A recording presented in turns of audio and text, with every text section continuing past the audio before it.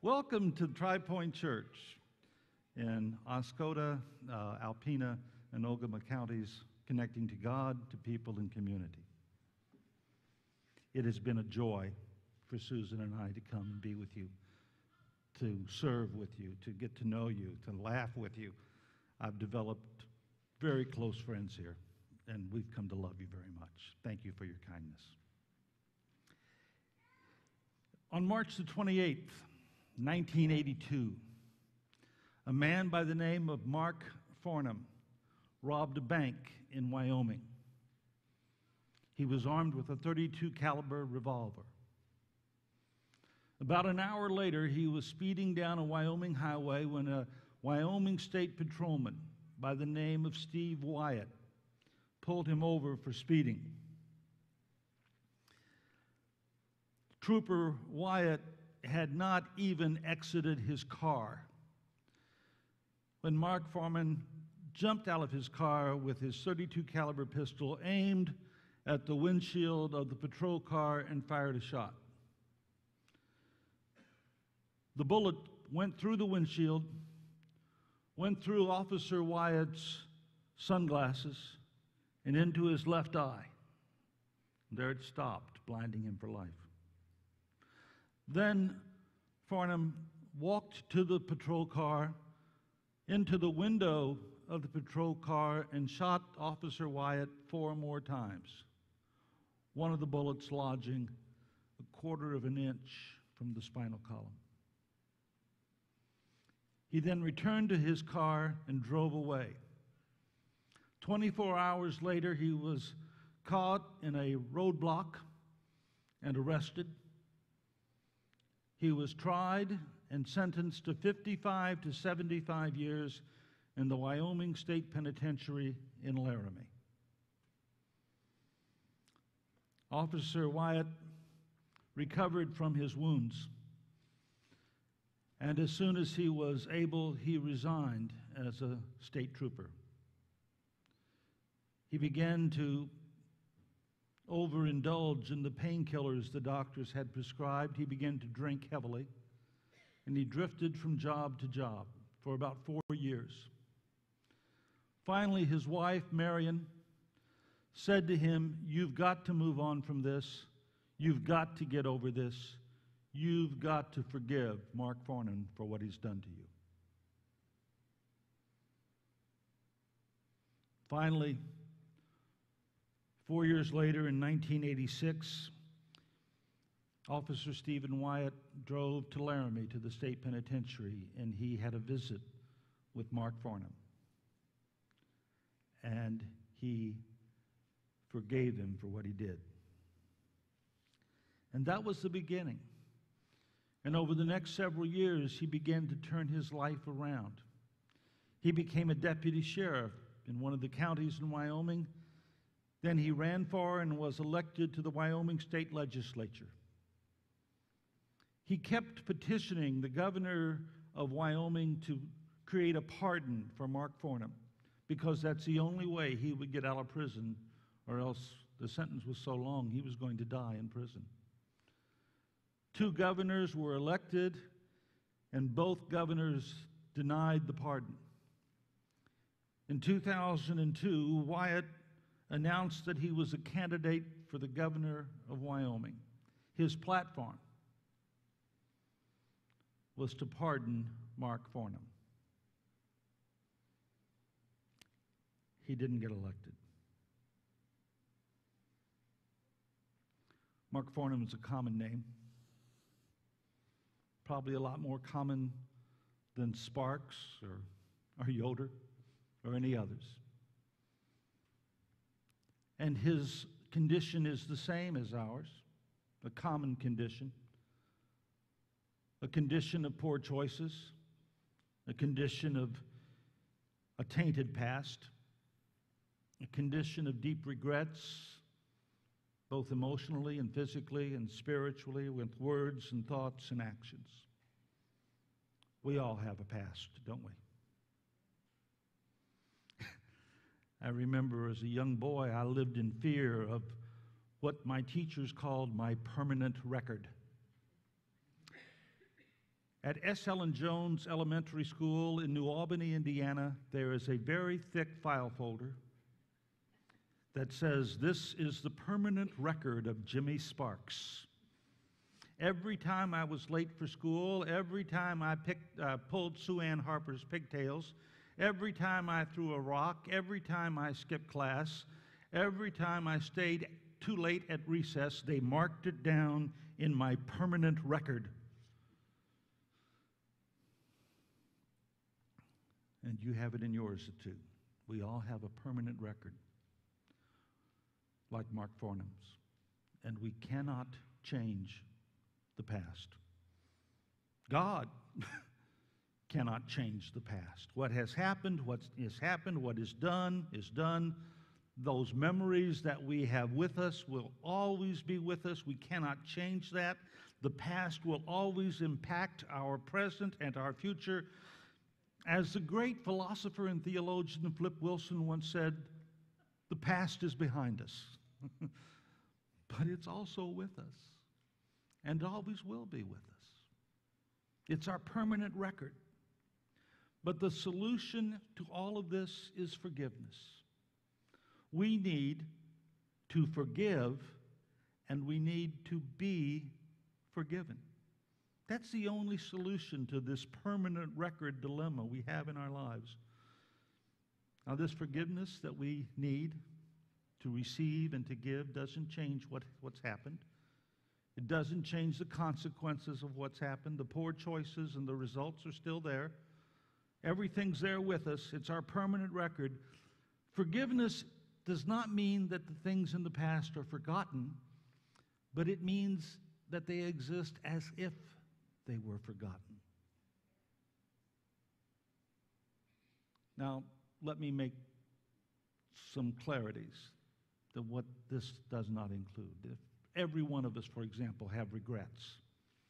We have things that we regret. We regret that we grew up in a dysfunctional home. We regret that we attended a substandard school.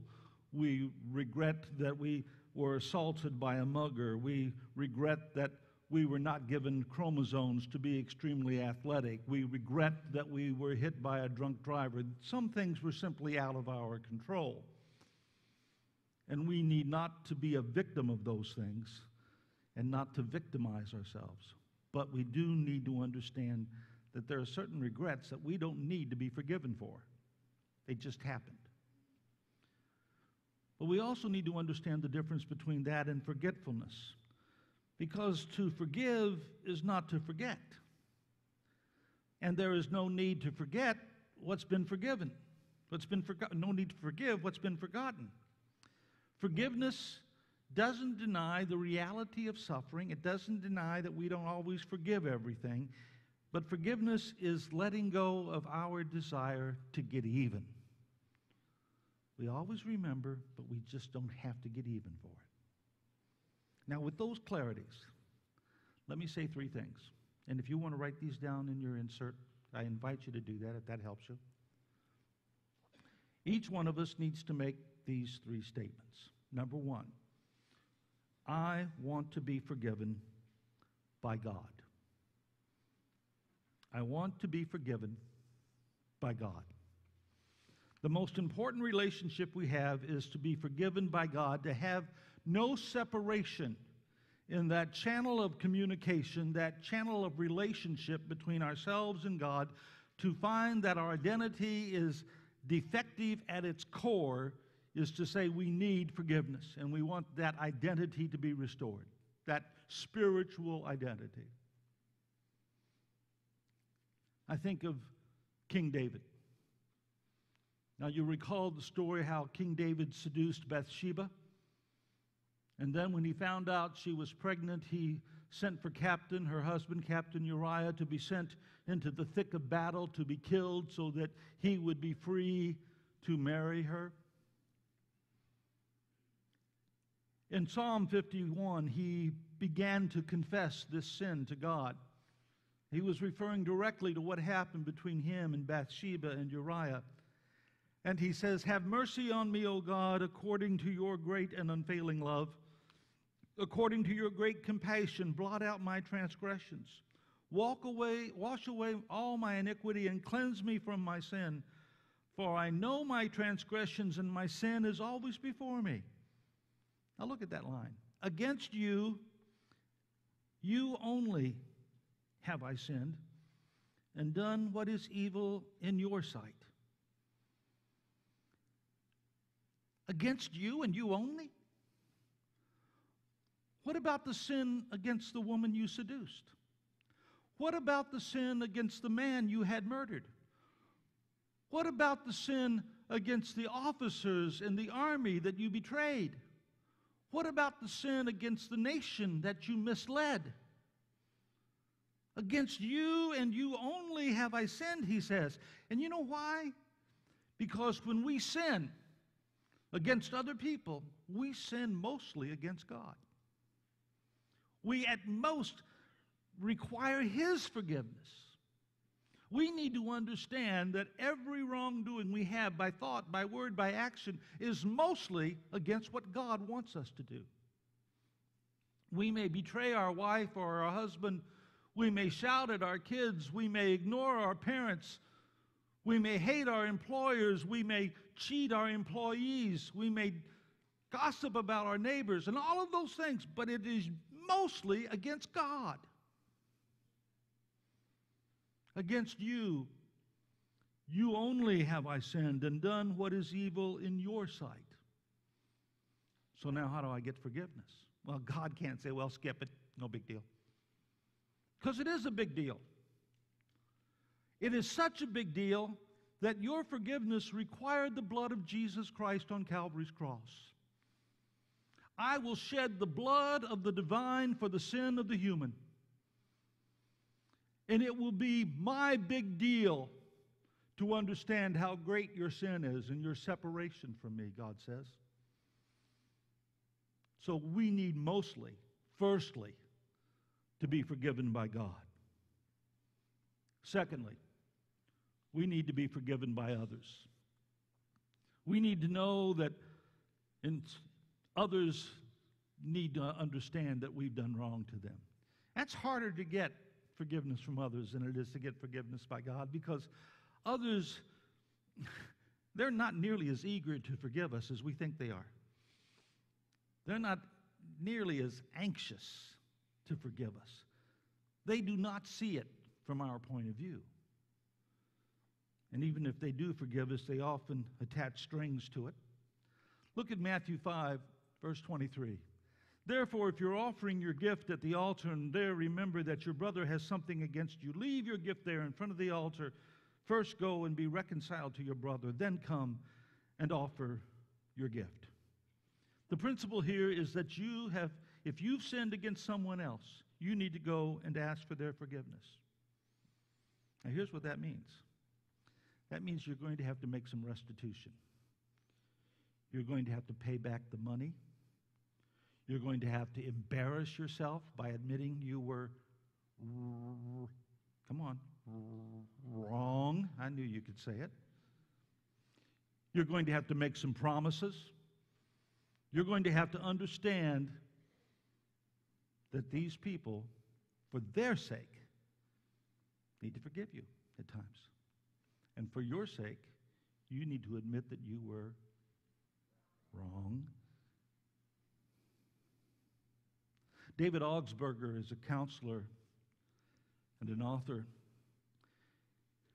in Minnesota, and he tells of the time he was counseling a man who had committed adultery against his wife by having an affair with her best friend.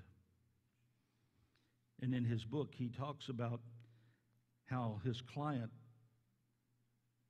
had a relationship, a conversation with his wife. Let me quote from the book. This is the man talking. It was after dinner when she asked me point blank, "What is it about you tonight? It's like you haven't been in yourself for some time now." What was I to say? I was speechless. And before I knew what I was doing, I blurted it all out. I told her what I had done to her and to the kids. I told her it was all over between me and her best friend. She sat there, her head in her hands, until it was all out. And then she asks, "Is it really true?" "Yes," I said. "And is that all?" "Yes." And the silence flowed by. And then she stood and she stepped over behind me and she touched my hair.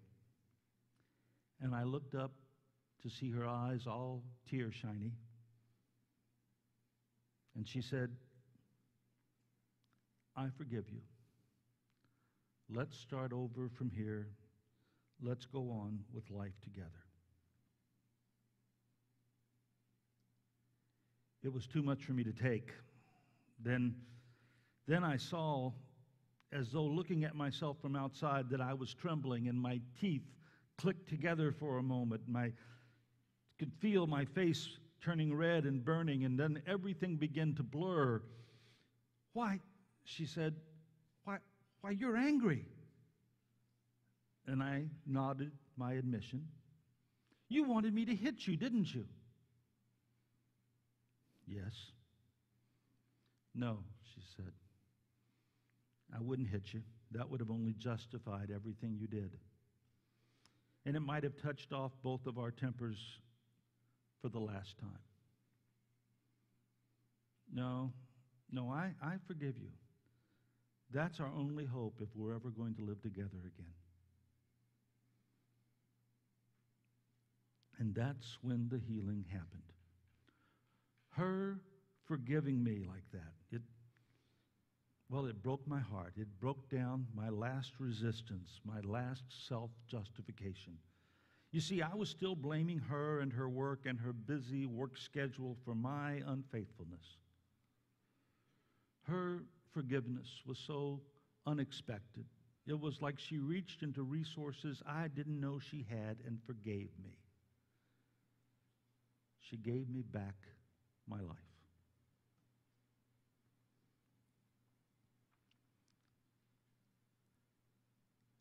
Let me offer you a warning. Not everyone you go to will forgive you.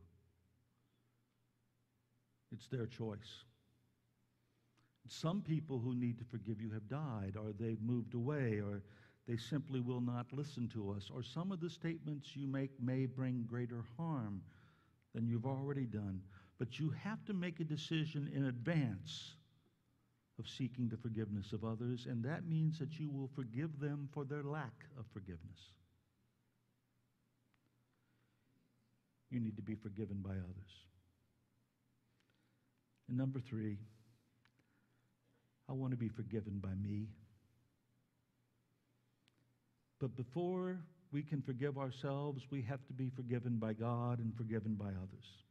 The University of Minnesota did a study that said that 86% of people pray for forgiveness for others, but 92% of Americans pray that they can forgive themselves. There's an order to importance here. First, we have to be forgiven by God. That spiritual, emotional relationship has to be restored. Then we need to be forgiven by others. That relational deal needs to be made right. And then, and only then, can we find within ourselves the resources to give ourselves permission to be free of the chains that have bound us up to the past for so long. Only then can the permanent record be expunged. To forgive ourselves means not only that we admit what we've done, but we regret it. To forgive ourselves means that we have to acknowledge the restitution. To forgive ourselves means that we have to agree that the consequences are going to be there and that we're going to open ourselves up to a better future. The great need of every one of us is to forgive and to be forgiven by God, by others, by ourselves.